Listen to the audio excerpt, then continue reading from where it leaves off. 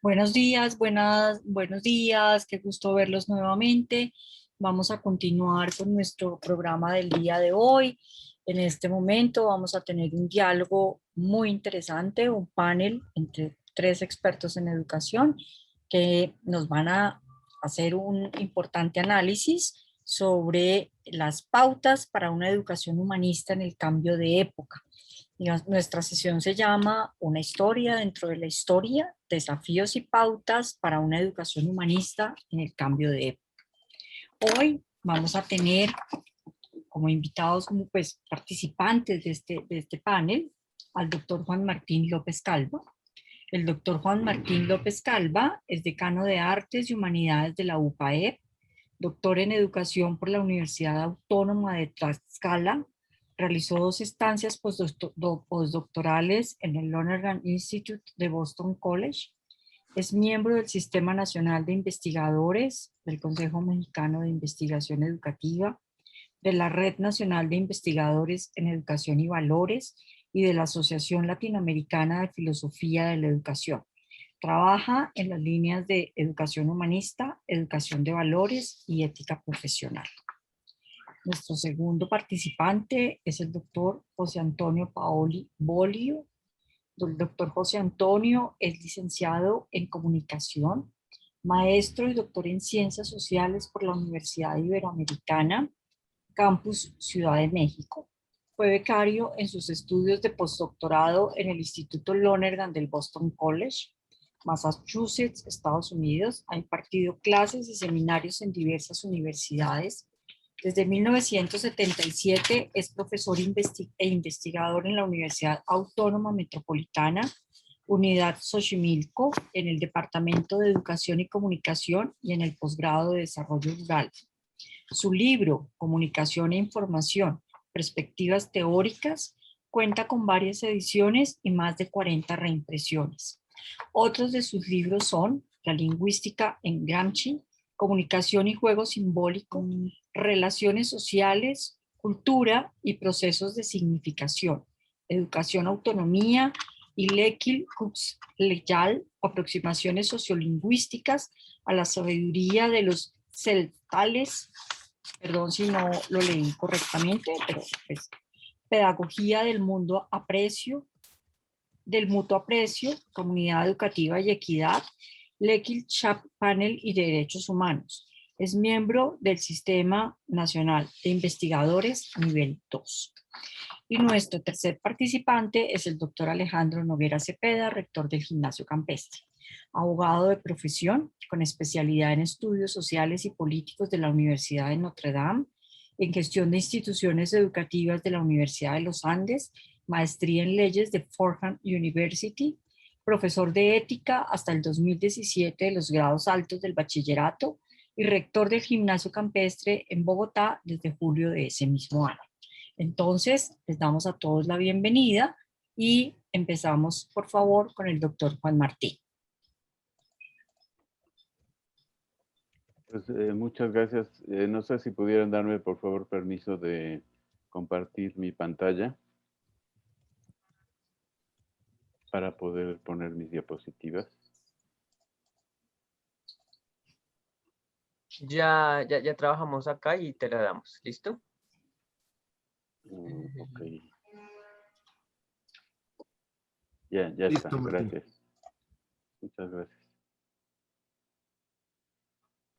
Bueno, pues muy buenos días. Me da mucho gusto estar aquí y poder participar un poquito deprisa en la elaboración de esta contribución, pero que de alguna manera pues he tratado que dé continuidad a lo que he presentado en los talleres previos, pero adecuándolo al tema y al tema del taller.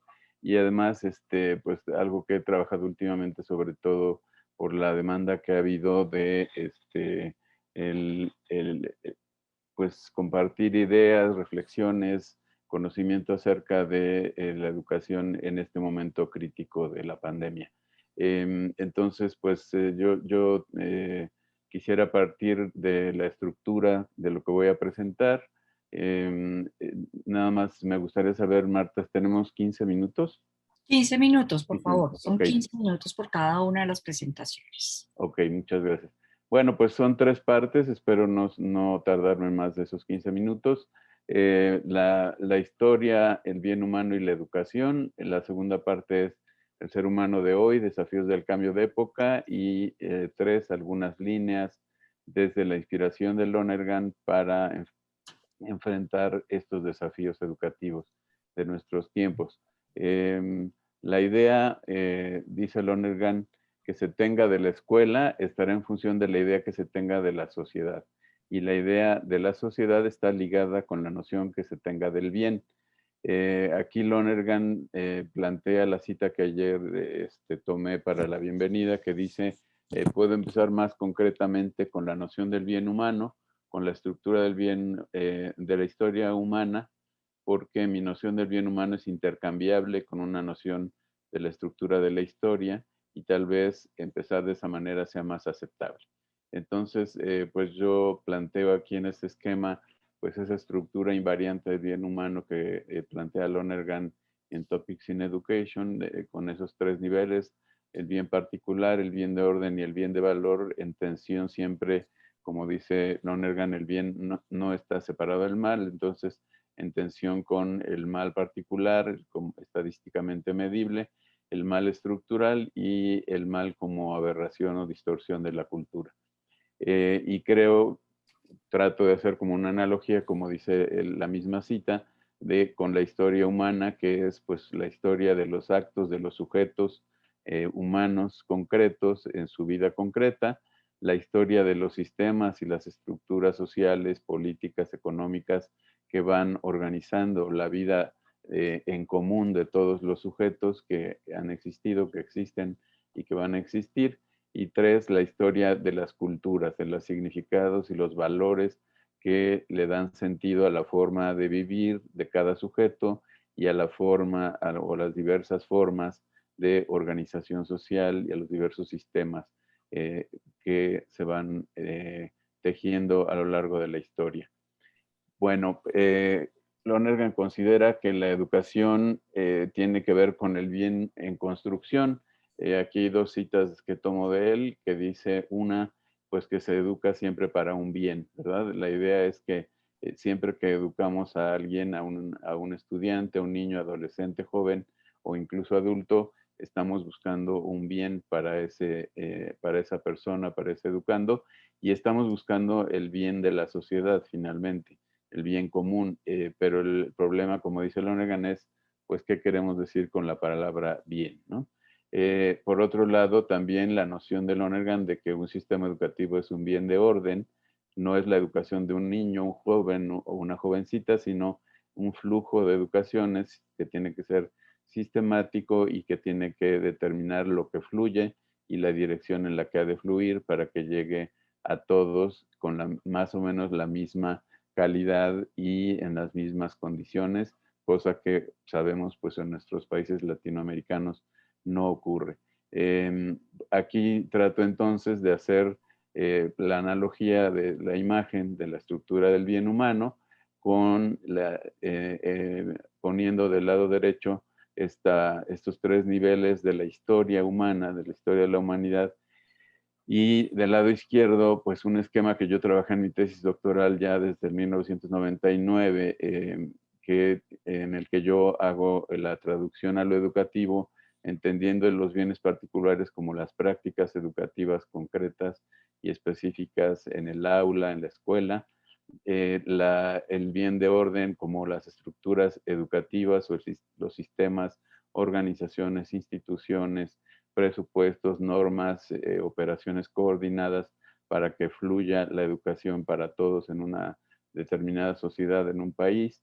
Y en el bien de valor yo hablo de una cultura educativa, qué significados y qué valores están dando sentido a la forma en que organizamos el sistema educativo, las estructuras, la normatividad, las instituciones y a la forma en que realizamos ya nuestras prácticas educativas. Entonces, pues es simplemente para hablar de que la educación, pues es una historia que está dentro de la historia de la humanidad y que tiene como fin la construcción también histórica del bien humano. Voy a la segunda parte porque el tiempo apremia. El educar al ser humano de hoy, desafíos del cambio de época. Bueno, pues esta cita yo la uso mucho. Lonergan dice que el problema de la educación es el de la educación de hoy. No se trata de educar a los primitivos, ni a los antiguos egipcios, ni a los griegos, ni a los medievales, ni a la gente del Renacimiento, sino a la gente de hoy. Entonces, el asunto es cómo poder tener una filosofía de la educación que tome en cuenta el educar al ser humano de este momento, de este tiempo. Sí están corriendo mis diapositivas, perdón. Estamos viendo la misma que pusiste hace un momento del esquema de el que usaste para tu tesis doctoral. Entonces no ha rodado, no ha cambiado. No ha cambiado. Bueno, entonces pasé ya la de la cita, me la voy a saltar y voy a ir una por una entonces. Bueno, ¿cómo educamos al sujeto de hoy? Bueno, yo creo que en el mundo del COVID e incluso antes del COVID, porque me parece que la pandemia lo que ha hecho es simplemente hacer más visibles, amplificar los desafíos educativos que ya teníamos en el mundo contemporáneo, en esto que llamamos cambio de época, en esta crisis que estamos viviendo de la civilización humana. Pues yo veo aquí algunos desafíos, campos de desafíos en la parte ecológica, en la parte antropológica, en la parte del conocimiento, en la parte ética, en la parte social, en la parte política, tecnológica y de gestión. Entonces voy a tratar de salirme otra vez para pasar a la siguiente. Perdona, no has cambiado todavía la diapositiva. Sigue la misma. Ahí se ve ya la tabla. No. Mm. A ver, dejo de compartir entonces y voy a volver a empezar.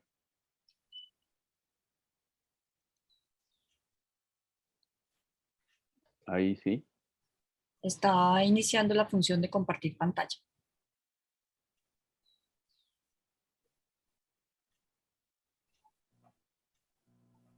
Ustedes me dicen si ya se ve la tabla.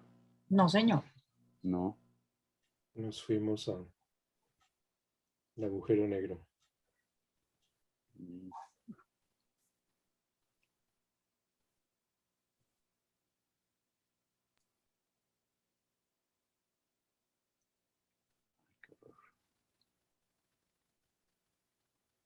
Un insight inverso. Sí, caray. Vamos a ver. No sé si ahora sí ya se ve. No. Nada, nada. No, nada. Se ve negro.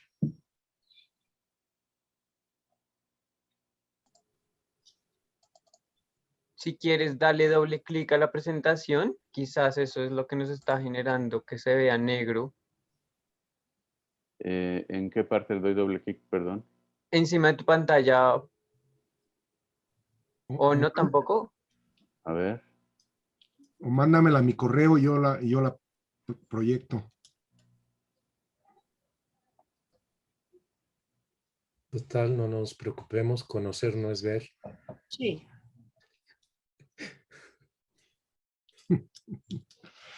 A ver, déjenme ver si la puedo compartir en PDF a ver si funciona mejor.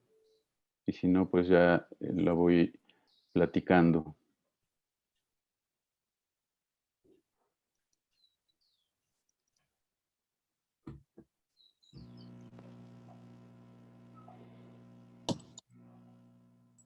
Sí, los insights son en las imágenes. Muy bien. A través de las imágenes.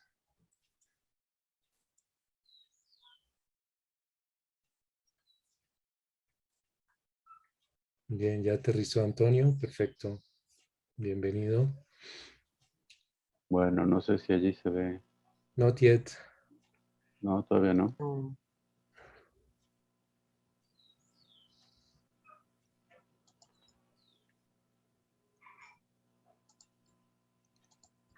Todavía nada. No, señor.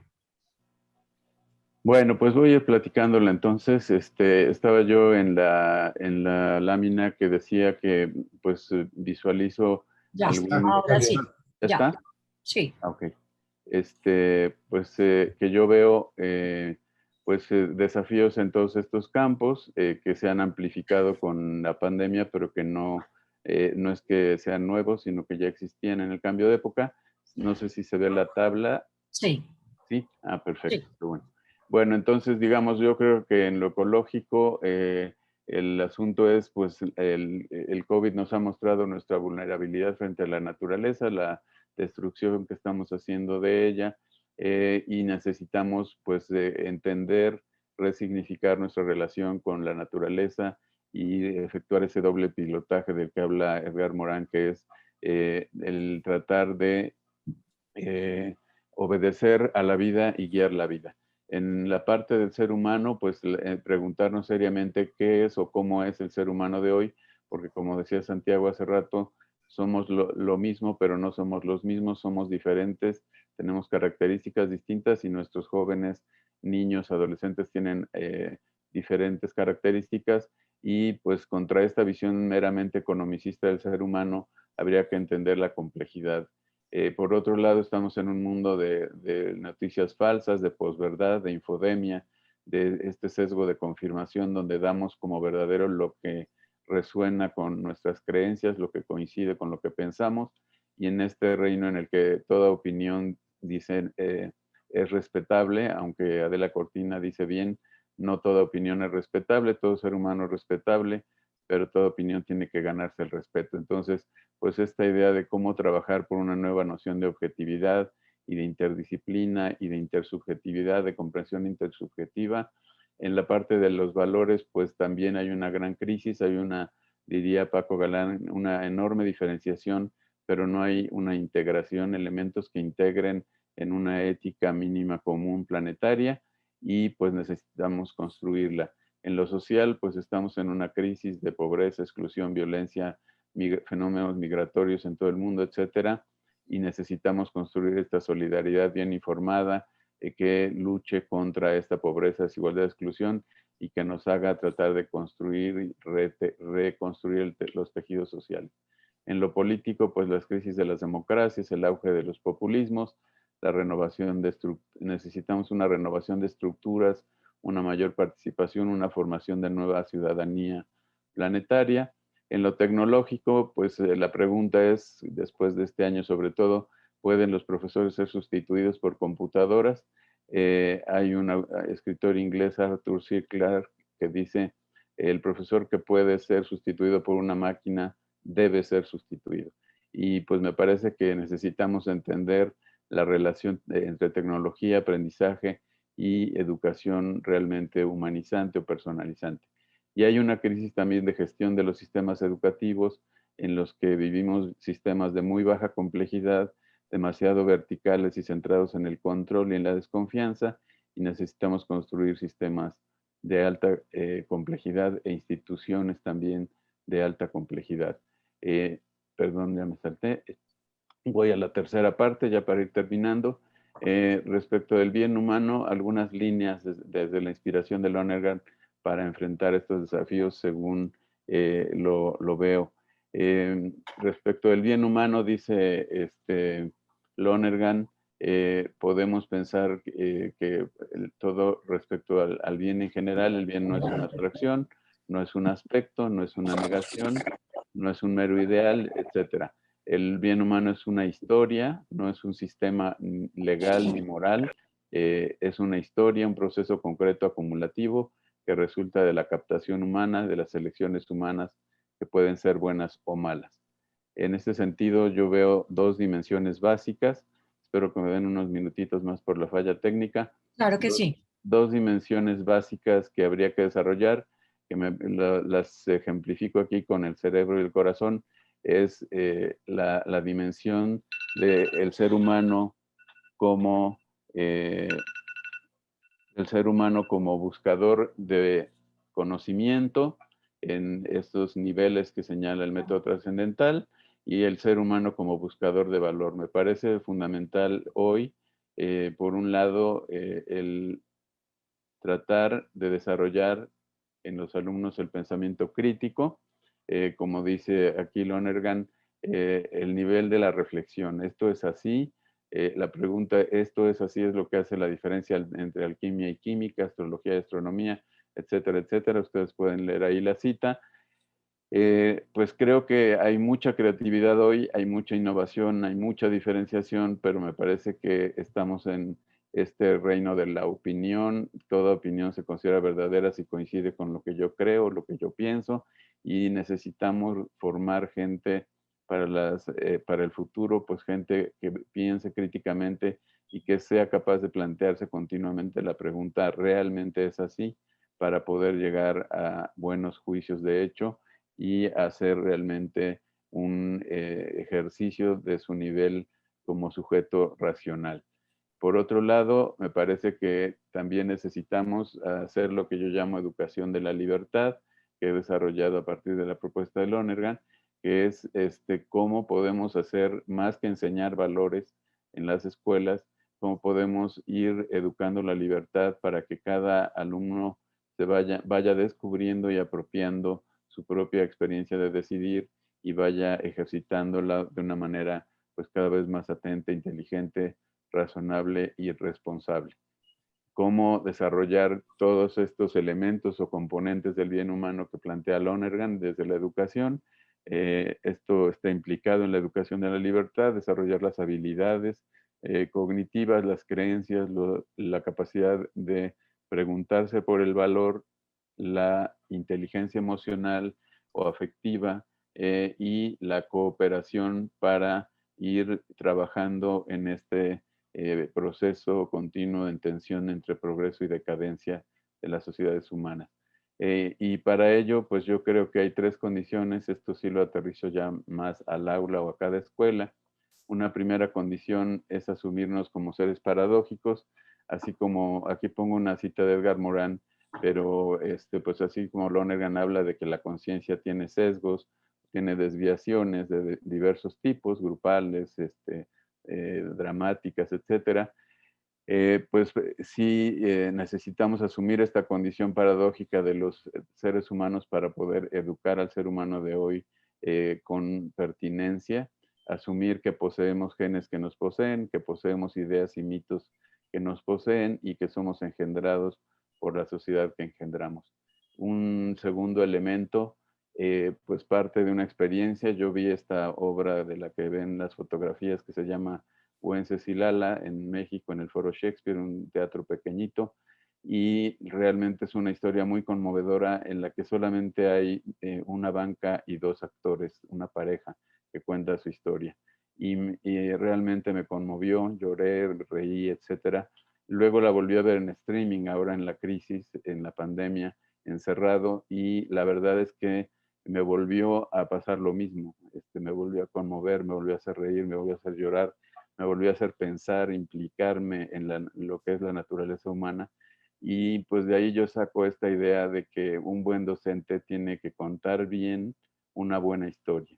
Un docente que cuenta bien una buena historia en matemáticas, en física, en química, en literatura, en filosofía o en lo que esté enseñando, es un profesor que puede realmente enfrentar los retos de esta época.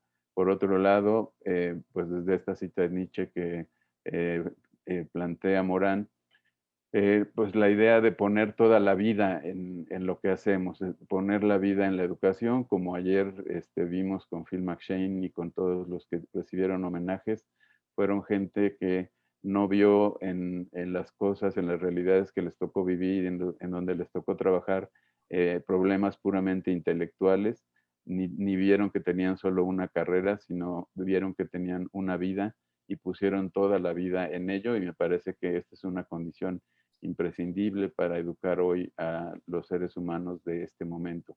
Y finalmente, a partir de esta otra cita de Hannah Arendt, pues el amar al mundo y amar a nuestros hijos. La idea de cómo la educación es el momento en el que se decide si amamos lo suficiente al mundo como para responsabilizarnos de él y salvarlo de la ruina, lo cual es inevitable sin una renovación, sin la llegada de nuevos seres, de jóvenes. En la educación se decide también si amamos tanto a nuestros hijos o a nuestros alumnos, a nuestros educandos, al punto de no excluirlos de nuestro mundo, dejándolos a merced de sí mismos, al punto de no quitarles su oportunidad de emprender algo nuevo, algo impredecible para nosotros, y los preparamos para que la tarea de renovar el mundo, que será común a todos. Pues esos serían los tips, y finalmente pues la conclusión es esta, ¿no? Que la educación es la historia de la formación de los sujetos que son escritos por la historia humana y de la humanidad, pero también son quienes escriben la historia o quienes pueden reescribir la historia humana. Y pues les agradezco mucho su atención y disculpen la falla técnica. No te preocupes, estamos entonces, muy interesante tu charla. Realmente, aunque pues esto no es usual lo que voy a hacer, eh, para el trabajo que yo estaba disponiéndome a presentar, encontré otra frase de Hannah Arendt y me parece apropiado leerla en este momento, en la medida en que complementa un poco algo de lo que tú estabas hablando. Dice, el problema de la educación en el mundo moderno se centra en el hecho de que por su propia naturaleza no puede renunciar a la autoridad ni a la tradición, y aún así debe desarrollarse en un mundo que ya no se estructura gracias a la autoridad ni se mantiene unido gracias a la tradición. Esa frase me parece también muy diciente para complementar lo que tú estabas hablando sobre Hannah Arendt, ¿no? Sobre la frase que tú escribiste, Hannah Arendt, me parece muy apropiada. Es decir, estamos buscando una educación con unos parámetros y bajo unos parámetros en un mundo que ya no se estructura bajo esos parámetros. Muy bien.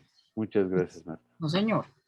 Le damos la bienvenida al doctor José Antonio Paoli, que nos va a hacer su presentación.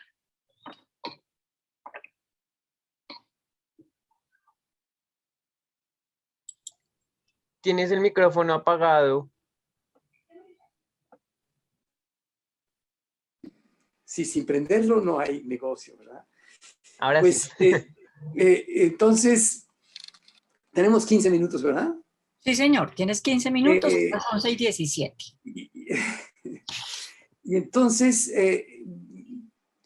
me parece que el punto de partida capital es para la pedagogía qué actividades promover para que niñas y niños produzcan verdaderos juicios de valor, aplicables y aplicados a sus vidas y a su entorno. ¿Qué actividades promover para llegar a juicios de valor, aplicables a su entorno? Y por otro lado, pues, ¿cuál es el método para hacer esto, no? Para propiciar la autoapropiación de sí mismo, de esos valores auténticos. ¿Cuál es el criterio de autenticidad? Y como seres valiosos, aplicables a sí mismos como seres que se reconocen como valiosos. Pero para reconocerse como valiosos hay que hacer valiosos a los demás, es decir, hay que tener estructura para enaltecer sistemáticamente el entorno y a los demás, ¿no? Y para eso, pues hemos tomado un montón de cosas, ¿no? Y primero es el cuento, la historia. Ay, Martín decía algo sensacional, y es que la historia es comprender nuevas relaciones y problemas que son superados con base en valores auténticos. Y otra vez, ¿qué es auténtico? ¿No? ¿Qué es verdadero? Verdadero no es solo lo cierto, no es solo lo verificable, es también lo auténtico. Es también aquello que permite potenciar a la condición humana y no degradarla. Pero el cuento, voy a poner un cuento, perdón, unas gotitas de agua que no quieren bajar. Estamos hablando de niños de primero, segundo de primaria. No quieren bajar porque están muy contentas ahí echando fiesta y todo. Y una descubre que los seres de la tierra se están muriendo. Bueno, es más complejo el cuento, pero el caso es que se echan todas, se tiran y generosamente hacen florecer la tierra, ¿no? Y los popotes de la flor. Y claro, nosotros le ponemos una canción a todos nuestros cuentos. Tenemos, espero que pronto lo puedan ver en internet, tenemos unos 250 cuentos. porque pues, tuvimos un programa de radio 6 años y es una máquina de cuentos, ¿no? Pero entonces, con base en el cuento, hay que pensar en el diálogo, es decir, en una interpretación, porque se trata de hacer desde la más tierna infancia una especie de conversión. Y para hacer una conversión se supone cambiar criterios de nuestras acciones, ¿no? E incluso criterios para tener agrado y criterios para comprender lo desagradable y cómo transformarlo. Sí, tienes que estar en tu tristeza, murió tu mamá, murió tu papá, tienes que estar en tu tristeza, no podemos evitarla, pero a partir de ahí tienes que tener caminitos dados. Y esto es central en la resiliencia. Espero un librito que pronto espero que salga sobre civismo y resiliencia. Pues bastante inspirado en Lonergan, en esta cuestión de qué actividades promover para que niños y niñas produzcan verdaderos juicios de valor. Pero entonces, el diálogo. ¿Y qué es el diálogo?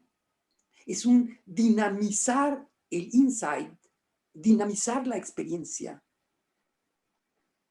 interpelar, estimular para cambiar estos criterios de la acción. Y entonces el diálogo va a suponer que antes tuvimos un cuento sobre el que vamos a dialogar y el cuento me mostraba cómo superar problemas con base en valores auténticos. Y entonces el diálogo es, bueno, ¿cómo colaboraron?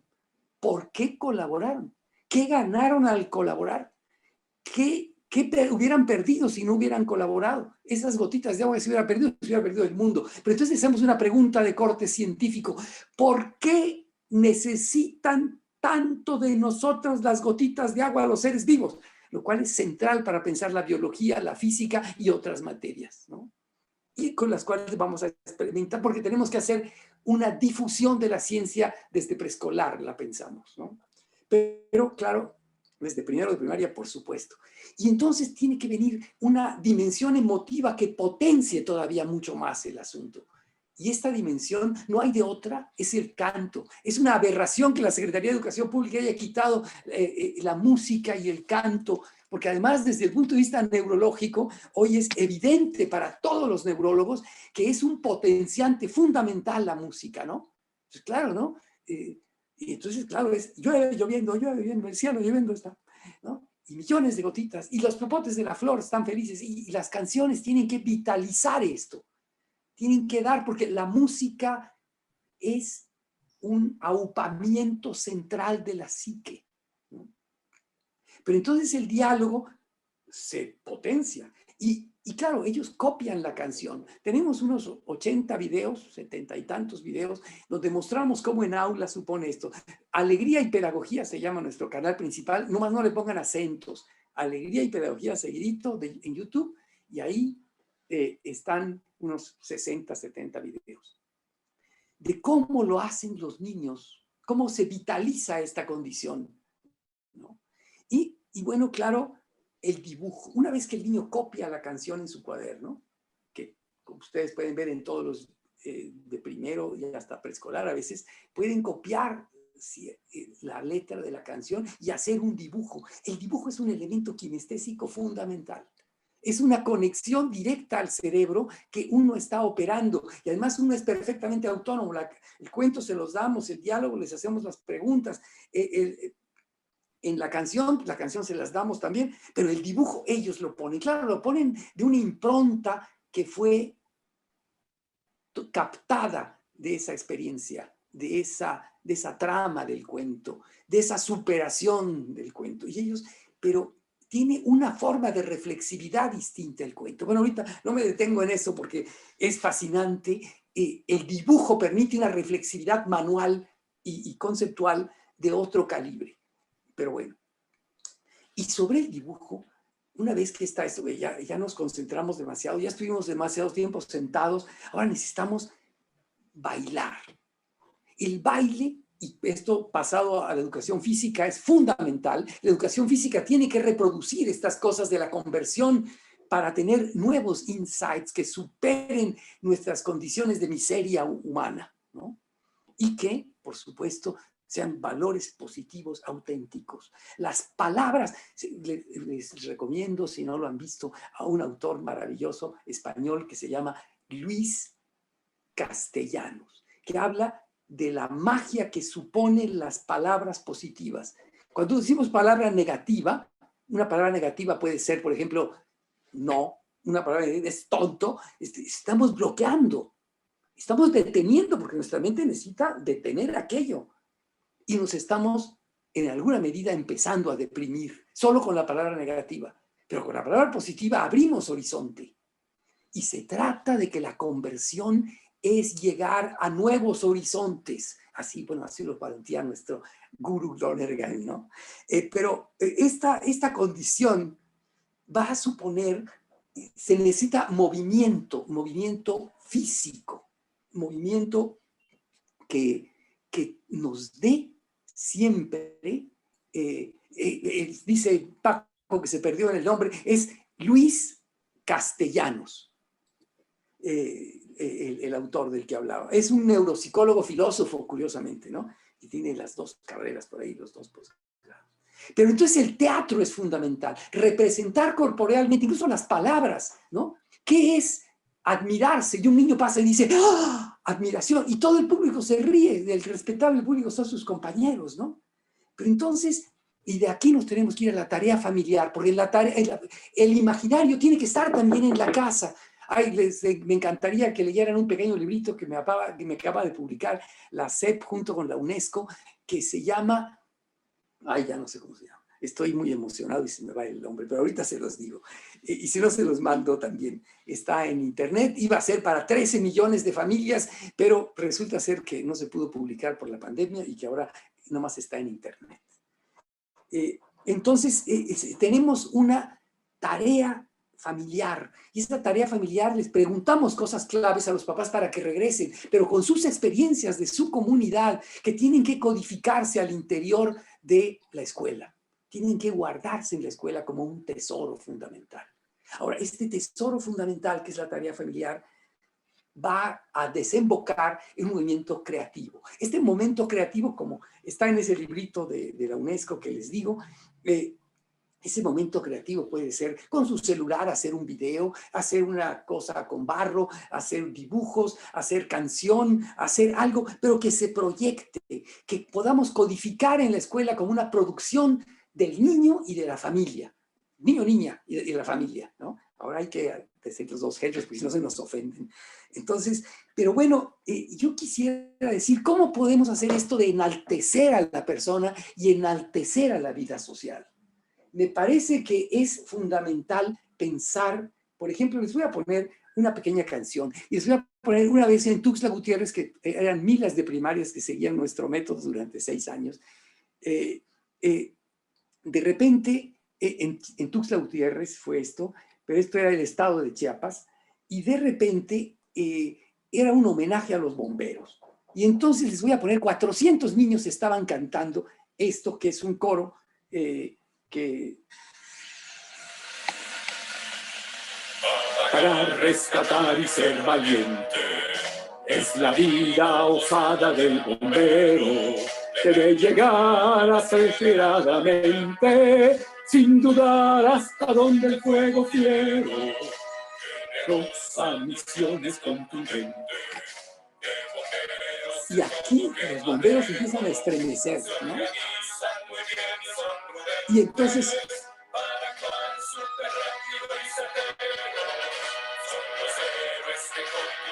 bueno, ya le paramos.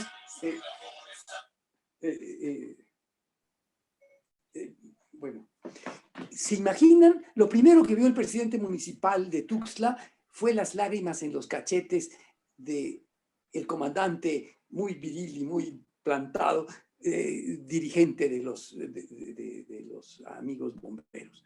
Pues claro que sí. El niño se sabe enaltecedor de la vida social después de haber cantado esto, después de haber visto las lágrimas de los bomberos. Aquí me sigue dando lata. Ay, perdón, aquí la tablet que no se deja apagar. Y entonces se siguen haciendo vitalizantes los niños en el momento en que experimentan cómo enaltecer la vida social. porque es fundamental tener caminos para enaltecerse a sí mismo a partir de enaltecer la vida social. Y eso en todos los días, de todas las aulas, de todo México, tiene que estar presente. Bueno, por lo menos vamos a tratarlo. Pero perdóname, te interrumpo un segundito. Te quedan 3 minutos. Sí, ya lo estoy viendo aquí. Ya, gracias. Y entonces tenemos que ver el modo, regresando, de qué actividades promover para que niñas y niños produzcan verdaderos juicios de valor, aplicables y aplicados a sus vidas y a sus entornos. He tratado de responder esta pregunta, obviamente. La tenemos respondida con 15 libros y unas... Les invito a ver una página de Radio Educación donde tenemos 197 canciones. No son todas, pero están escogidas y, bueno, faltaron algunas, pero fundamentales, pero afortunadamente quitaron alguna basurita que tenemos por ahí también. Y el asunto es cómo. ¿Cuál es el método para propiciar la autoapropiación de sí mismo, igual como sus valores auténticos que puedan enaltecerse a sí y a los demás? Y mi respuesta es esta, que me encantaría dársela siquiera en 25 horas, pero que solo tenemos 15 minutos. Muchas gracias. Muchas gracias a ti por tu presentación. Muy interesante la charla, aprendimos mucho, otra visión de lo que es la educación, otra forma de ver la educación. Muchas gracias, le damos paso, por favor, al doctor Alejandro Noguera. Marta, muy buenos días todavía, muy buenos días, profesor López, y muy buenos días para todos quienes están participando en este conversatorio. Excúsenme que por complicaciones de agenda propias de las actividades de cierre del colegio, me demoré unos minutos en vincularme a esta reunión, pero me alegra mucho poder estar acá y finalmente haber podido lograr por lo menos asistir a este espacio de conversación con ustedes. Yo, más que hacer una ponencia muy profunda, lo que quisiera pues es dejar planteados algunos temas dentro de la pregunta inicial o dentro del objetivo inicial que planteó el profesor López como guía a esta conversación, para poder después efectivamente propiciar un espacio de diálogo en el que podamos juntos explorar pues los distintos desafíos y los obstáculos particulares que podemos encontrar en la época actual para efectivamente lograr el propósito de tener una educación más humanista. Yo creo que partiendo de ese postulado inicial que usted, profesor López, nos compartió en la guía que nos envió hace unos días ya, en términos de qué es lo que debemos hacer nosotros como educadores para buscar efectivamente una educación más humanista, pues yo tengo que hacer un reconocimiento inicial aquí, y es que no creo tener una respuesta demasiado iluminadora frente a una pregunta tan amplia y tan compleja, pero sí creo que a partir de la experiencia que hemos construido nosotros en el colegio, podemos dar algunas pistas de qué pues hemos encontrado como condiciones de éxito por un lado, y que hemos encontrado también como obstáculos principales en ese propósito tan importante para nuestros estudiantes en particular y para la sociedad en general.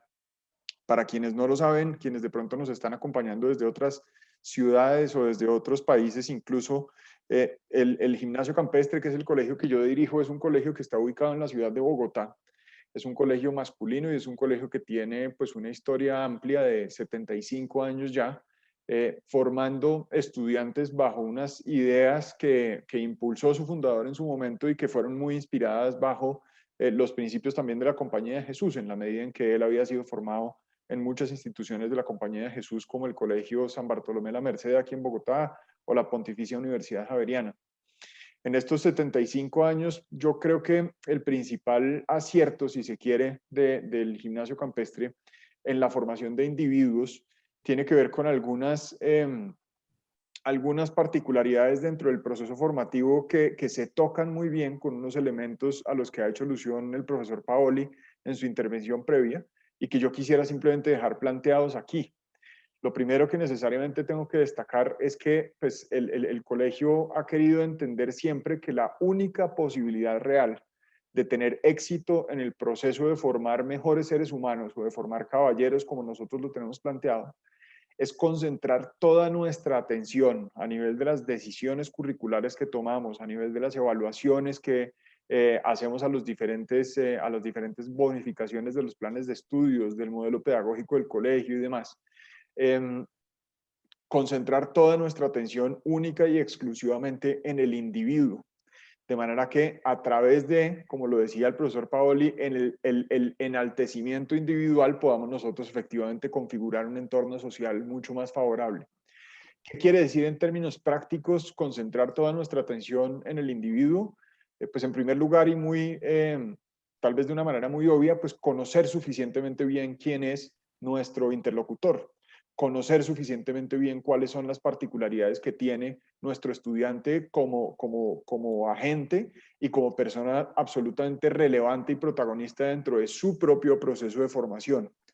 Tal vez hace 75 años, hace 60, incluso hace 30, me atrevería a decirlo yo, la atención de las instituciones educativas y la atención de los educadores podía estar incluso más centrada en el profesor que en el mismo estudiante o en el entorno educativo más que en el mismo estudiante. Yo creo que hoy en día necesariamente esa posibilidad que han encontrado sabiamente muchos educadores en el curso de la historia de encontrar o de utilizar el contacto con el individuo y el enaltecimiento nuevamente del individuo como principal forma para provocar en él un enriquecimiento desde el punto de vista humanístico, hoy en día no es una posibilidad, sino una exigencia. Nosotros hoy en día, pues necesariamente por la condición de tener un plano mucho más simétrico, en el que inicialmente profesores y estudiantes tienen acceso exactamente a los mismos elementos de información, por lo menos, pues tenemos la necesidad efectivamente de, como lo planteaba Marta en esa cita que leyó hace un momento de Hannah Arendt, de entablar un plano de diálogo mucho más simétrico con nuestros alumnos. Para que a través de ese diálogo propiamente humano pues pueda abonarse un poco el terreno para indagar y explorar y ahondar en las preguntas más profundas y reflexiones más profundas que conducen pues, al mejoramiento de la condición humana individual de todos nosotros. Luego, digamos que uno de los principales elementos, creería yo, que tiene la concepción pedagógica que nosotros manejamos aquí en el colegio, que es puramente humanista, a pesar de todo lo que la rodea desde el punto de vista de nuestras aspiraciones en términos de configuración de los procesos de pensamiento de nuestros estudiantes y demás, pues es precisamente entender que el centro de todas las decisiones que nosotros tomamos, de las evaluaciones que hacemos y de las estrategias que adoptamos, es el estudiante, es nuestro centro y nuestro eje, digamos, desde el punto de vista de todo lo que pasa al interior de nuestra institución.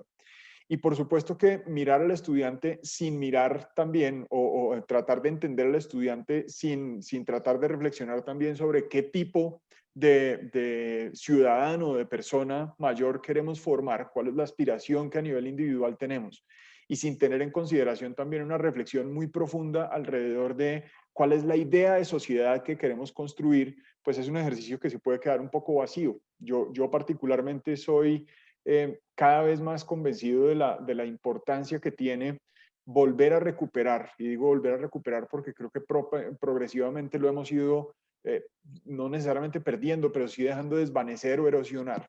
Esa virtud enorme que tiene el hecho de que individuos o estudiantes, profesores o estudiantes, participen dentro de sus vidas y de sus procesos formativos de entornos educativos, de ambientes educativos, como lo denominaría John Dewey hace muchos años ya, ambientes educativos que tengan convicciones individuales, convicciones propias y convicciones que le permitan a cualquier persona que interactúe con ellas incluso dialogar con las convicciones particulares que tenga una institución.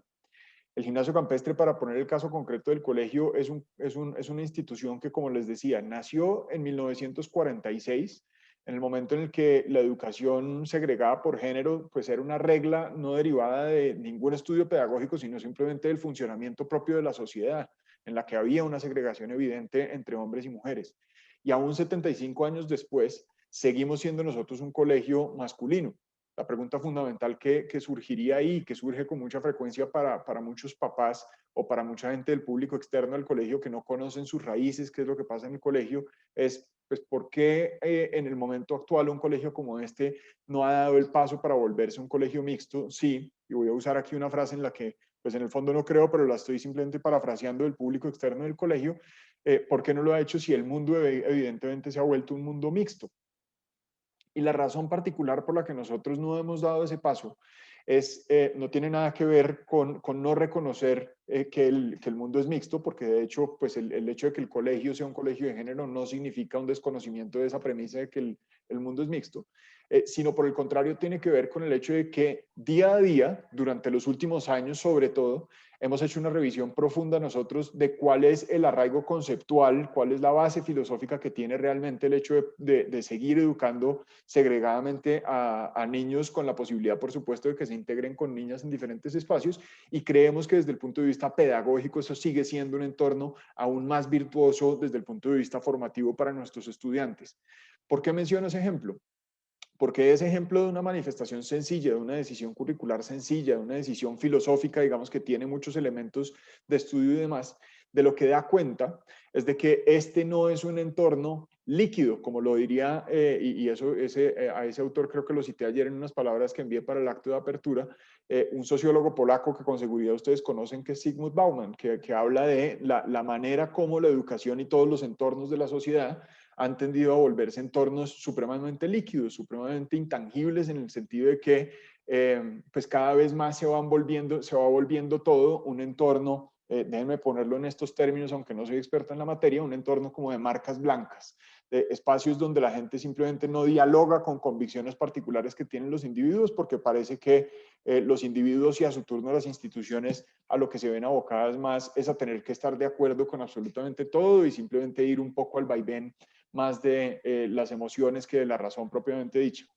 Luego, menciono eso porque sí creo que dentro de la búsqueda de una educación más humanista, es importante no solamente entablar diálogos mucho más profundos y mucho más cercanos con el individuo en particular, entender al individuo como centro, sino partir de la base de que el individuo, hablando del estudiante propiamente dicho, pueda participar en su día a día en un entorno que hable con él, que dialogue con él también todos los días.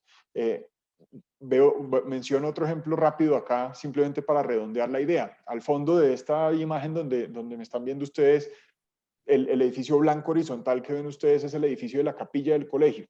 Este edificio pues es un edificio reciente en el colegio y da cuenta de otra de las características particulares que tiene en su base filosófica el gimnasio campestre. Y es que este es un colegio masculino y fundado sobre principios católicos. Otro de esos aspectos que en el día de hoy provoca muchas conversaciones, y es por qué un colegio hoy no le permite a sus estudiantes simplemente elegir la religión o el credo en el que quieran seguir, y por el contrario, de alguna forma trata, entre comillas, de imponerle, y digo entre comillas porque no es en forma alguna una imposición, una creencia particular que la institución misma cree. Yo no creo realmente que, y de eso podríamos hablar con mucha más calma ahorita que abramos la conversación, que el hecho de que un colegio hoy en día, como el gimnasio campestre, tenga unos principios católicos tan arraigados, signifique imposición o negación en forma alguna del derecho que tiene cada ser humano de explorarse y de desarrollar su propia libertad. Por el contrario, lo que creo es que para nuestros estudiantes, nuestros más de 1000 estudiantes, el beneficio enorme que tienen de estudiar en un entorno como este es el de poder reunirse todos los días a dialogar nuevamente con una institución que tiene otra convicción, ya no en términos de la manera como toma decisiones en términos pedagógicos, en términos de si segrega por géneros o no, sino en términos espirituales y religiosos, para saber cómo a partir de esas convicciones que hace 75 años estableció el colegio y que después de 75 años ha refrendado, puede él mismo ir configurando también en ese ambiente de estímulos bien organizados unas convicciones particulares que lo lleven a ser mejor ser humano, entendiendo por un mejor ser humano una persona que se cuestiona con más profundidad sobre las características y las virtudes que le son propias y las virtudes que puede pues desarrollar con más profundidad y más ahínco. Luego, digamos que en términos generales lo que quiero simplemente para dejar planteados estos dos puntos en la conversación, profesor López y profesor Paoli, si están de acuerdo, y Marta, es compartir con ustedes qué es lo que en nuestro concepto ha funcionado suficientemente bien cuando de formar seres humanos se trata.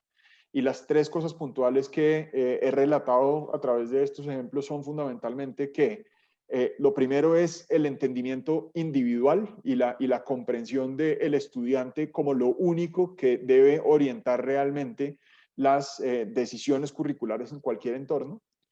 Lo segundo es, por supuesto, partir de la base de cuál es el individuo que se quiere formar, cuál es la aspiración última que uno tiene en términos de hacia dónde quiere orientar el proceso educativo, eso que autores como Dewey otra vez denominaban los fines o los aims, para ponerlo en inglés, de ese proceso educativo. Y en tercer lugar, cuál es la visión de sociedad particular que tiene una institución y que debería permitirle a un estudiante, en nuestro caso desde los 4 hasta los 18 años, transitar en un escenario que le permita dialogar no solamente con maestros, sino con instituciones, para de esa forma ir refinando sus procesos de reflexión y pensamiento y por esa vía, pues ahondar de alguna forma en esa formación humanística que creo que debe estar en el centro de todos los procesos de la sociedad y más aún en un momento como este en el cual el entorno tiende pues más a irse volviendo un entorno líquido, como lo mencionaba hace un rato.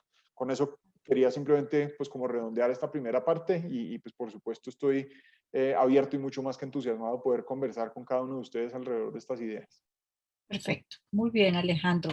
Muy interesante lo que tú nos estás planteando, muy dentro de la línea de plantear pues de afrontar unos desafíos y de plantear unas pautas para que haya realmente una educación humanista en esto tan importante en lo que nosotros hemos hecho énfasis, que es en el cambio de época.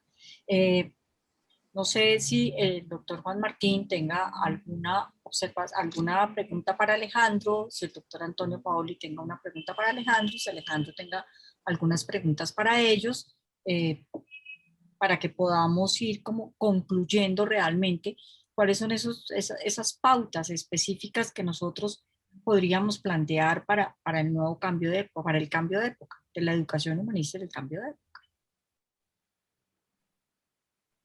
Yo tengo una para Toño. Más que por duda mía, como por clarificación hacia el público, digamos, nuevo en cuanto a conocer tu propuesta. Yo creo que, bueno, me gustaría, si pudieras, para la gente que no conoce tu propuesta como nosotros, que hemos estado muy cerca de cómo la has compartido y construido durante mucho tiempo, pues que si plantearas un poquito como la historia, el contexto, cómo nace y cómo se ha ido como aplicando a diferentes contextos educativos. Pues sí, trataré de no tomar más de 2 minutos, pero esta historia empezó en la zona de conflicto en Chiapas, donde la UAM tenía entonces 25 clínicas, hoy tiene solo como 20 clínicas, y ahí nos refugiamos para hacer un programa que se nos invitó, y se llamaba Las Escuelas Nuevas, por eso era en una lengua maya, celtal, que, bueno, no la hablo muy bien, pero puedo hablarla, y es muy complicada, sobre todo por sus concepciones. Pero luego el gobierno del estado nos pidió, no, eso tiene que estar en español, la mayoría del estado habla español, y bueno, nos fuimos al estado y de repente estábamos en muchos cientos de jardines de niños y luego en varios miles de primarias, ¿no? Y bueno, había que hacer canciones y cuentos y había que completar el asunto y luego el radio, y ay, no puede ser tanto, ¿no? Pero fue así y bueno, las actividades, si uno piensa en el método de Lóniga como un sucesivo sistema de operaciones recurrentes, pues bajo la recurrencia de la referencia del cuento, vamos construyendo todo lo demás, ¿no? El diálogo, la canción, el diálogo sobre la canción, el dibujo, la exposición de dibujos, el baile, la educación física, que tiene que estar musicalizada, en fin. La música es un conjunto de cosas. El poema tratamos de que sea rimado y muy perfecto en términos de métrica, porque es fundamental autoafirmarse cuando en fracción de segundo uno calcula que va a llegar un sonido, que ese sonido llegue y llega, y el niño entonces se siente realizado, por ejemplo, ¿no? Bueno, este es uno de los mecanismos, pero que participen las familias. Creo que ha ido mejorando el método, pero ahora pues ya no tenemos al estado de Chiapas, ¿no? Ahora ya nada más estamos haciendo teoría, pero esperemos volver. Y muy pronto van a aparecer varias opciones multimedia, que ya ahorita precisamente vengo de una exposición muy alentadora de 30 videos en torno a la paz para niños de primero y segundo de primaria, Entonces, bueno, pues esa es la historia en síntesis. Muchas gracias por la pregunta, Martín. Alejandro, ¿tienes alguna pregunta para Antonio o para Martín? No, señora, por ahora no. Pero hay un par de preguntas que han llegado al chat y me parece importante que las podamos hablar con ustedes. Una dice, los estadios del desarrollo de Piaget en primera infancia, desde el matiz de Lonergan, ¿es pertinente hoy en diversos contextos y realidades? Y hay otra segunda pregunta que está muy ligada, que dice, en educación media, ¿la propuesta de Lonergan es viable? ¿Qué tipo de persona se quiere formar? ¿Biopsicosocial o pluridimensional? Martín, ¿tú quieres contestar alguna?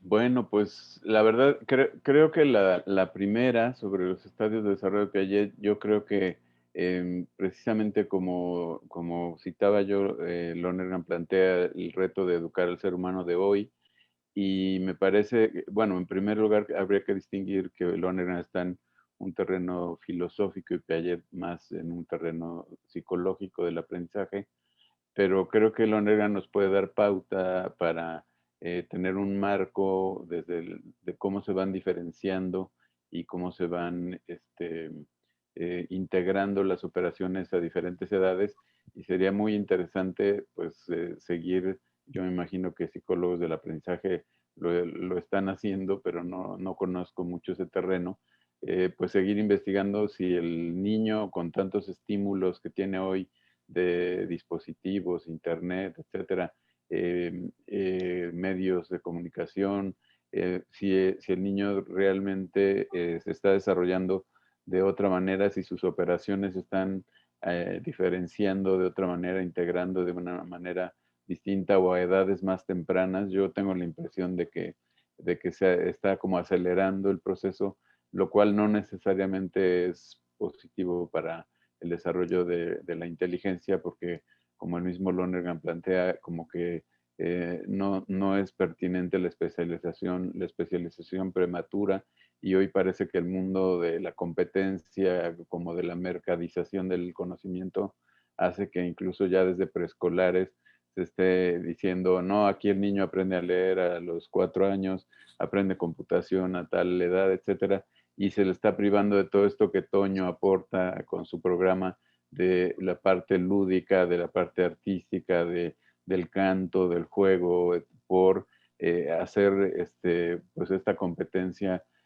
por a ver quién forma antes o quién enseña antes ciertas competencias prácticas para el mundo, digamos, del sentido, del sesgo general del sentido común, ¿no? O sea, como que creo que no necesariamente es positivo, pero sí tengo la percepción de que se están como queriendo anticipar etapas en la formación de los niños, que hay como cierta prisa que no ayuda a ir asentando esa diferenciación, esa integración de las operaciones de los diferentes niveles, como debería ser en un proceso, digamos, más natural, más acorde con el crecimiento de las nuevas generaciones, de los niños de hoy.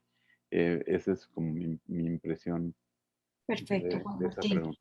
Para Alejandro, te manda una pregunta Octavio Gropa. Él dice, ¿existen estudios que comparen el resultado en términos de formación de la educación por género y mixta? Me refiero no solo en términos pedagógicos, sino de madurez psicoafectiva.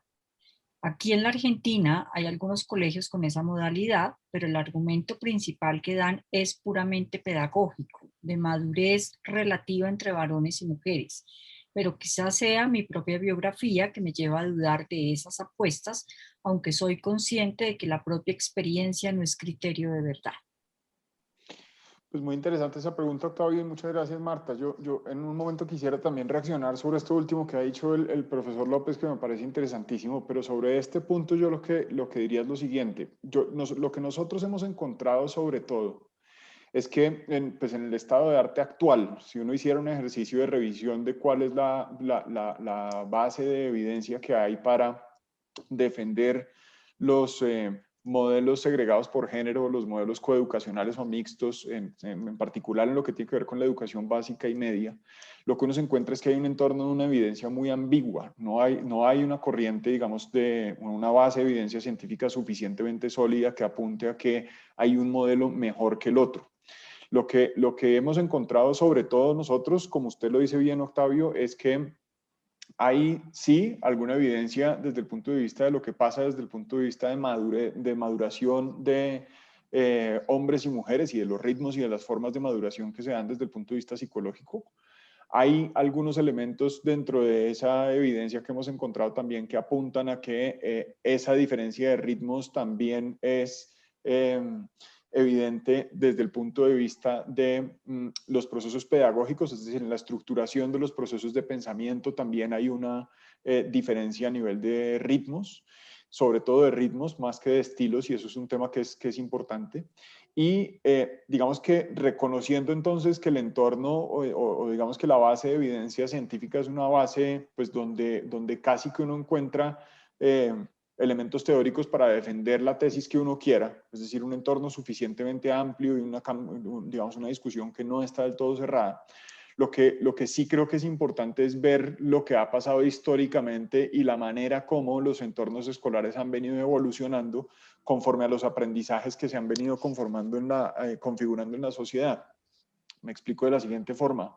Hace 75 años, pues en el caso del Campestre, la razón particular, insisto, por la que el Campestre nació como un colegio de género no es otra distinta a que en ese momento la regla era que todas las instituciones educativas funcionaban bajo esa premisa. Y yo creo que eso pues funcionaba exactamente igual en Argentina, en México o en este caso en Colombia. Unos años después, en un segundo hito, yo creo que hacia digamos que 30 años después o 40 años después del año de fundación del colegio, empezó por fortuna pues a disiparse un poco esa concepción anacrónica que se tenía de la participación de la mujer en los distintos ámbitos de la sociedad, y en esa medida empezaron a aparecer las propuestas de educación mixta sobre la base, digamos, sobre una base más lo plantearía en estos términos, de buscar un plano más igualitario, de entender en la educación mixta una suerte de acción afirmativa para proteger de esa manera y promover los derechos de la mujer, y en esa medida se integraron niños y niñas sin que hubiera pues razón real, digamos, para considerar que había una razón desde el punto de vista pedagógico, desde el punto de vista psicológico para segregar nuevamente. Y en un tercer hito, y esto es mucho más reciente, desde hace unos 15 años o incluso menos, diría yo, lo que ha venido empezando a suceder en los entornos educativos es que los entornos educativos que más se empiezan a ver son entornos educativos coeducacionales, lo que quiere decir que niños y niñas participan de un mismo ambiente físico en el colegio, pero a la hora de atender responsabilidades académicas, por ejemplo, en los procesos académicos en particular, se separan a los niños y a las niñas en salones distintos. ¿Por qué? Fundamentalmente por esa base de evidencia, insisto, no concluyente, de que desde el punto de vista pedagógico, así como desde el punto de vista psicológico, pues hay unas diferencias fundamentales entre los dos géneros que hacen más favorable esa segregación, aun cuando sea solamente en el ambiente de clase. Luego, eso es como lo que yo diría inicialmente frente al tema. Más que haber una base de evidencia concluyente frente a cuál modelo de educación es mejor que el otro, lo que hay que reconocer es que hay una evidencia que es de todos modos ambigua frente a esa pregunta. Y lo otro que habría que decir es que desde el punto de vista empírico sí que es cierto que nos hemos movido en esos tres hitos que acabo de narrar, que dan cuenta de cómo a hoy lo que al parecer tendría sentido es provocar tantos espacios de interacción como se pueda con niños y niñas juntos, que es algo que además desde el sentido común tiene mucho sentido, y separarlos, digamos, en ambientes donde hay al menos una base inicial de evidencia que dé cuenta de que esa separación pueda ser beneficiosa para efectos de sus procesos de maduración y sus procesos de pensamiento. Alejandro, nos quedan 2 minutos y Santiago Tovar dice que le parecería interesante que explicaras muy cortamente, en 2 minutos, cómo integra el campestre los aspectos cognitivos y lúdicos. Santiago tiene la mala costumbre de ponérselo a uno muy difícil, eso en 2 minutos es muy difícil, pero pero digamos, muy rápidamente lo que diría es, desde el punto de vista de nuestra aspiración fundamental en el modelo pedagógico, toda nuestra aspiración es la de poder llegar al propósito de conseguir que nuestros estudiantes elaboren una estructura de pensamiento complejo a través de un modelo pedagógico que está centrado en competencias, en 4 competencias que son transversales a todo el currículo y que lo que buscan es que el contenido, que es lo que antes era el fin en la educación, pues digamos empieza a jugar un papel ya no como fin, sino como vehículo, como medio, digamos, para alcanzar esas pretensiones que desde el punto de vista del desarrollo de las competencias, tenemos nosotros, entendiendo las competencias como la manifestación última, digamos, de ese pensamiento que denominamos pensamiento complejo, pensamiento de orden superior.